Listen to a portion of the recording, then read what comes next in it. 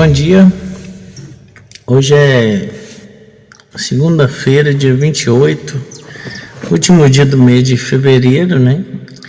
Tô aí para tentar gravar um vídeo aqui, um vídeo dizendo como foi que eu me tornei ateu, né? Então, a ideia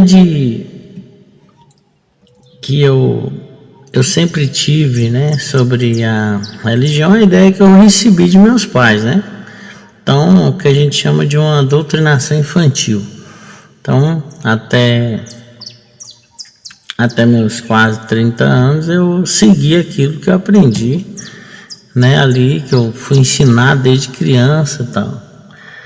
A coisa começou a mudar, vamos dizer, né, quando a gente passou a ter um acesso mais à internet, né? Mas assim, eu tive acesso a muita coisa na internet, mas a gente sempre buscava esse conteúdo voltado para a religiosidade que a gente foi doutrinado, obviamente, né?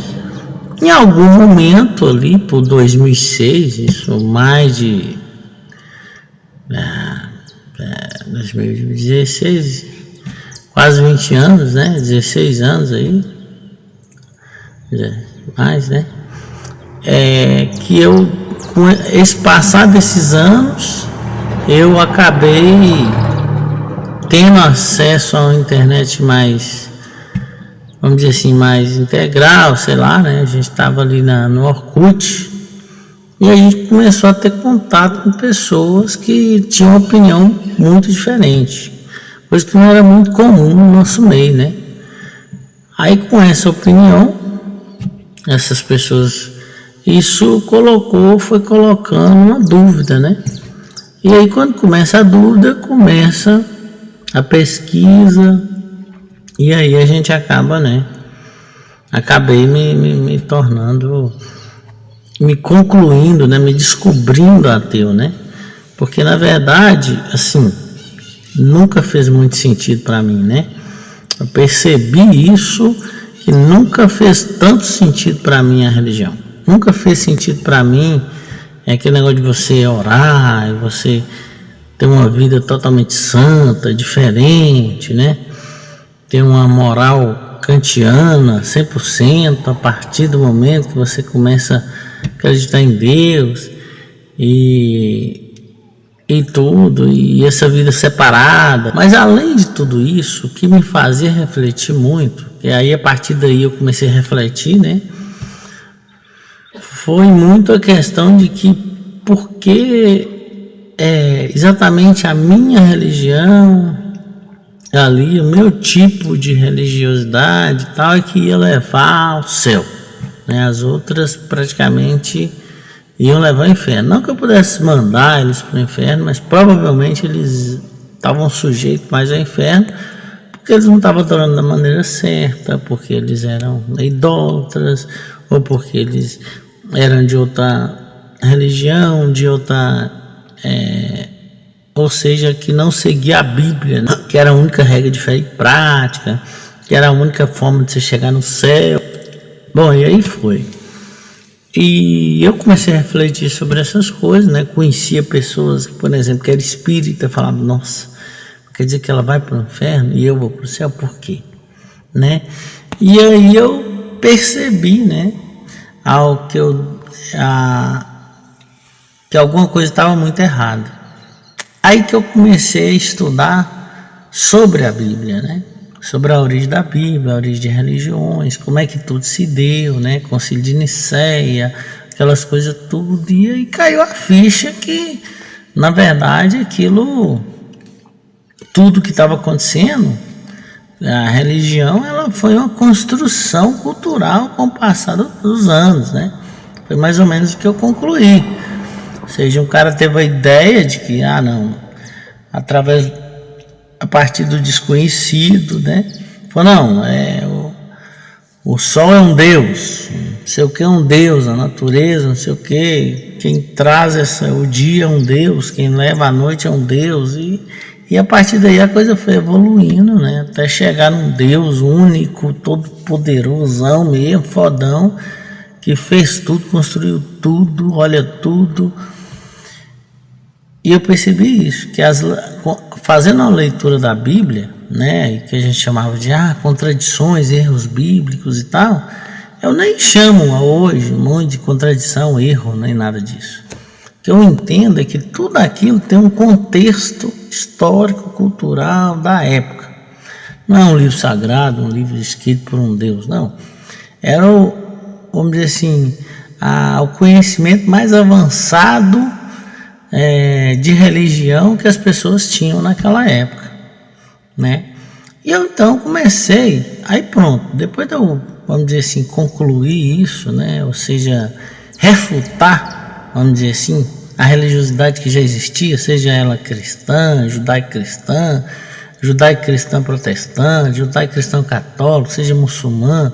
Quando eu descobri que tudo isso era uma criação mesmo humana, fruto de uma evolução de anos de busca religiosa aí, né? Principalmente fazendo parênteses, principalmente porque tudo isso sempre rendeu tanto dinheiro como poder. É bom a gente lembrar disso, que isso é movido, né, sustentado por isso tudo. E aí eu cheguei, né, no ponto que eu queria ler sobre alguma coisa sobre ciência, né, metodologia científica, li livros relacionados à biologia, né, e eu entendi que o mundo, né, feito de forma natural, de forma materialista, fazia muito mais sentido, né. É óbvio que existe um monte de perguntas, né, no mundo a serem respondidas, né, e não só respondidas, mas aprimoradas, né, algumas, o conhecimento ele vai evoluindo, né, de uma geração para outra, né, de uma pesquisa para outra, a partir de instrumentações, né, instrumentos que vão também evoluindo, né, por exemplo, saber sobre o universo, né, por mais que o cara fosse muito inteligente, fosse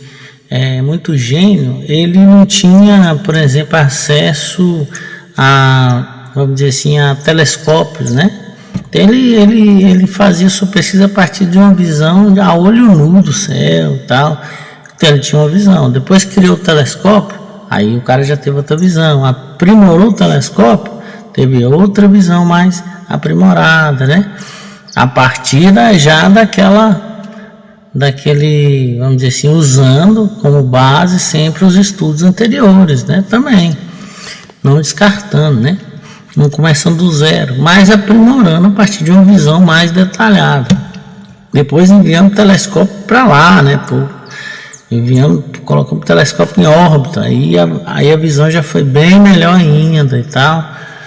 E aí na área da biologia e tal, então eu achei, né, isso claro que fez muito mais sentido do que um cara fazendo mágica, transformando tudo, né?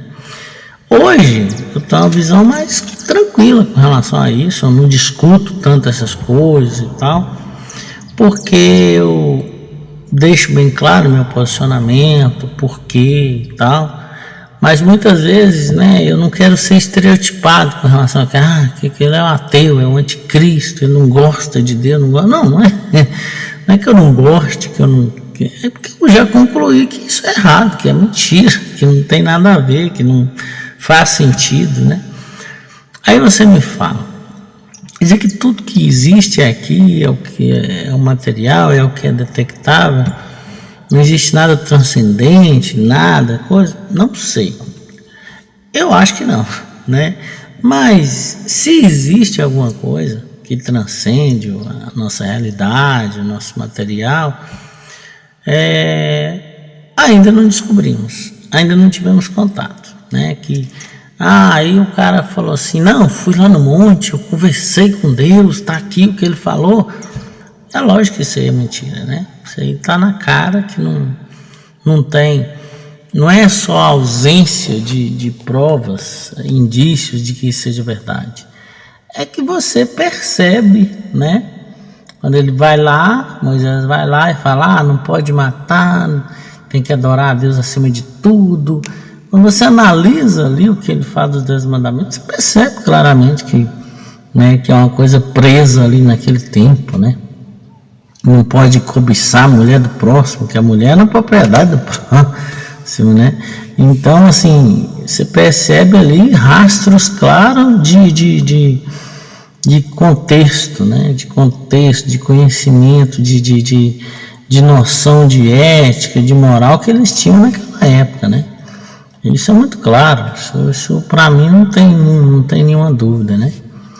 E tá aí, fico livre, né, desse misticismo, né, de ter que achar que se eu rezar, se eu orar, se eu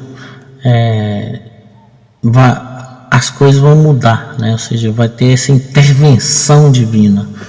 Então eu acredito nessa intervenção, né? Se você está doente, você precisa de tratamento, vai depender do tratamento, do seu organismo, do jeito que o seu organismo reage ao tratamento, vai depender do seu histórico, tipo genético, vai depender disso tudo, muito mais disso tudo do que de qualquer tipo de reza, oração, não vai alterar nada, né?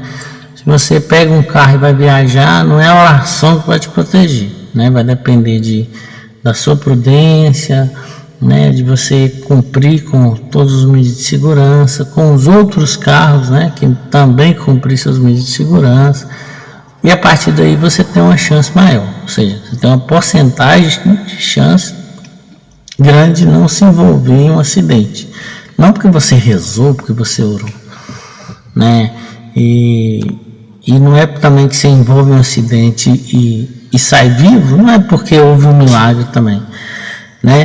Todo acidente existe as probabilidades, não é que seja um acidente terrível, né? Um acidente aí com a proporção de choque muito grande, ainda assim existe uma chance lá de 10%, 15% de chance da pessoa sair viva desse acidente. Então é isso, não é um milagre, né? Mesma coisa está para doenças, né? Pessoal, porque fulano teve esse tipo de doença e sobreviveu, fulano morreu. Não, existe uma possibilidade, uma probabilidade de chance, né? Esse tipo de doença, 10%, 20% melhora, 80% morre, e vai. Isso depende do procedimento, depende do organismo, depende da genética, depende de tudo isso que vai determinar. Ou seja, o meu ponto que eu quero chegar é exatamente isso, que tudo que acontece tem uma explicação natural, né? Conhecida ou não conhecida, a maioria conhecida, mesmo que ela não seja conhecida, mesmo assim a explicação é natural, né? A intervenção, tudo isso. E tudo isso foi determinante, né, para que eu me tornasse então aí ateu, para que eu veja que não. E meu ateísmo, ele está mais ligado a não ser ateísta, né? Eu não rezo, não espero graça divina, não acho que eu vou ser castigado, ou vou ser castigado, ou vou ser beneficiado, né, depois da morte, no céu e tal. Eu não vivo minha vida em função disso, né? Então, por isso eu me considero sim um ateu, né? Isso aí.